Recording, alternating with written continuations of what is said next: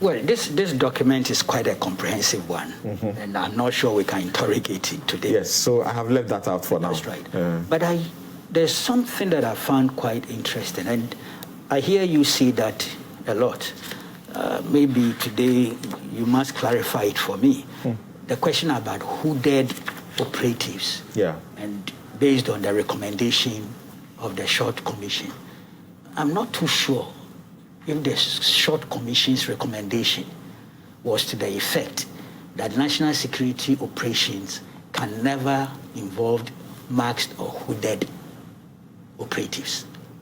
I'm not sure that's what the report to avoid identification, to avoid a situation where they cannot be identified. No, if you read the report carefully, and I'll just take one portion, even though they have three here, where the references are made operational. It says, the Commission recommends that no masked or hooded men should be used for civilian policing, especially in electoral policing or the execution of intelligence contingent or connected with any ongoing elections in Ghana.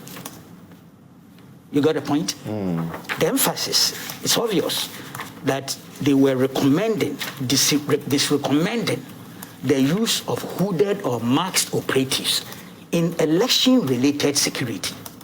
And that's obvious. Elections are transparent, open, accountable.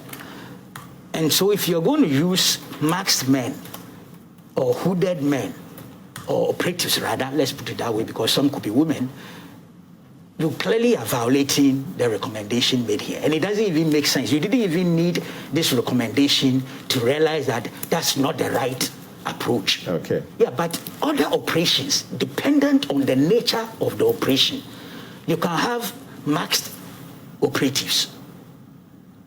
For instance, the City FM invasion, you didn't need masked people. Everybody knows that. Now, this Chinese one, if you look at the items that eventually were even seized, 6 pump action guns, 8 cartridges, 1 sidearm. Then I don't know if you are aware that they had a secret gold refinery.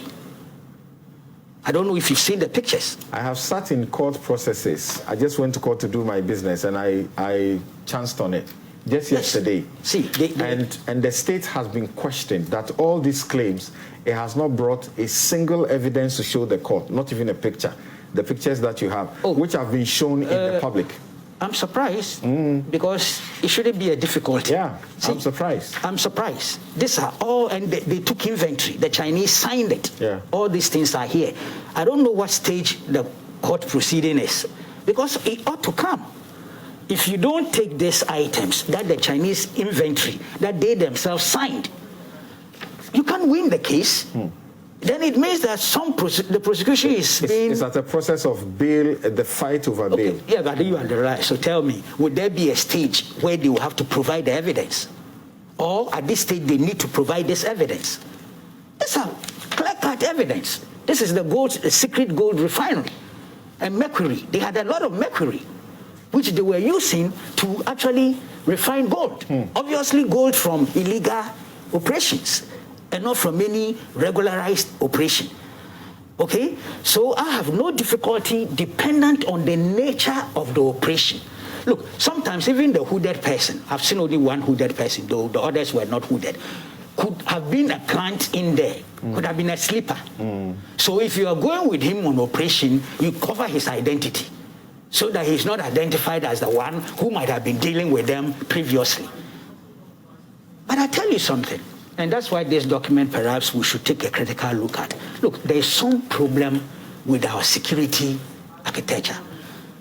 You know, the national security operatives who went there clashed with immigration officers there. All the Chinese, none of them is legal immigrant. All of them, some have been here since 2012, 2013. Without any documentation? Nothing at all.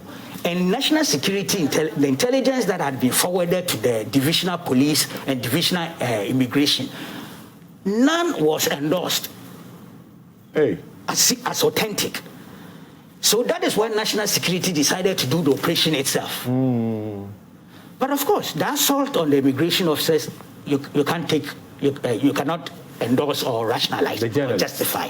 And the journalists too, you can't. You see, that's part of the orientation.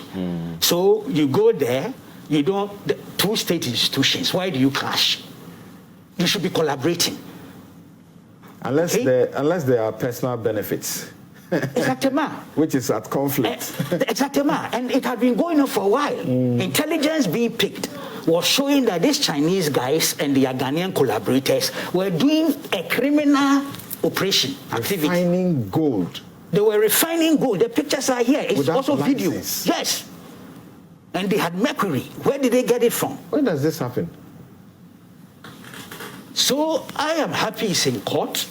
I'll be shocked if this evidence, which is both pictorial and video, are not presented to the court. Then prosecution is being deliberately done in a negative way in order to let somebody have an escape route. I'm sorry to do this speculation. It's not the best. Okay. But I'm shocked that they are in court and this evidence is not there. Maybe it's premature. Let me hold my fire.